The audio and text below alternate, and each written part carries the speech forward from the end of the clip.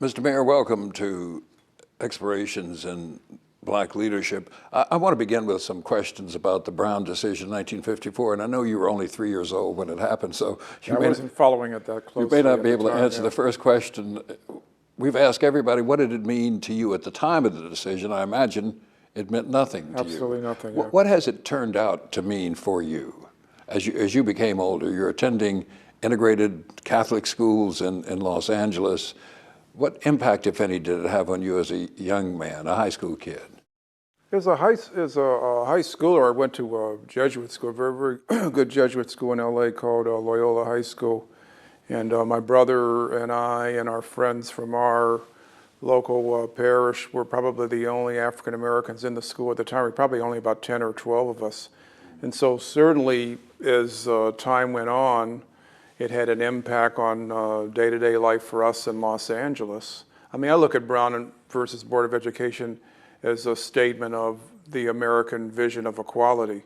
You know, so there was a first statement of equality that we really didn't do anything about or even talk about for about 70 years in the Declaration of Independence. And then Abraham Lincoln came along with Emancipation Proclamation and Gettysburg Address. There was a restatement of the vision of equality, and then we came along, the Brown versus Board of Education, the Supreme Court restated the vision. So it was a statement of a vision, and we as a society have struggled to try to achieve it. Looking back on it from your perspective today as the mayor of the nation's capital, what has it turned out to mean? What has Brown meant in public education? Looking at the district schools, at schools around the country, you talk about this statement of equality. Have we lived up to that?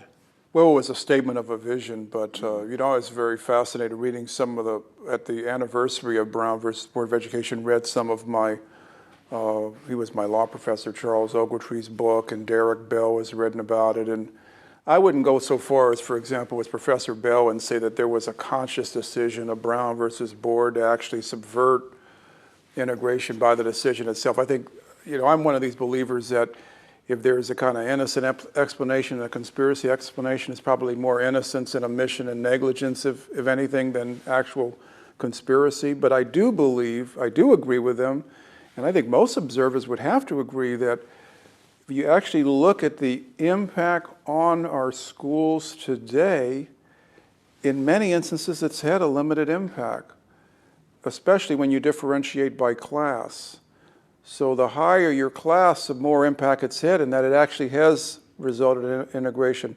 The lower you go down on the economic scale, the more segregated you remain after all these years. So there's district schools right now, you know, I've talked to you about this.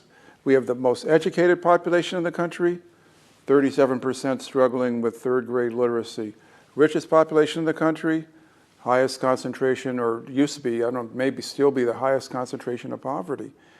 And startling statistic, the white kids in the District of Columbia are some of the best scoring kids in the United States. African American kids, some of the worst performers in the United States. So limited impact of Brown versus Board education right here on a day-to-day basis, certainly. That's why I call it statement of a vision, but in terms of practical reality and impact, haven't seen it.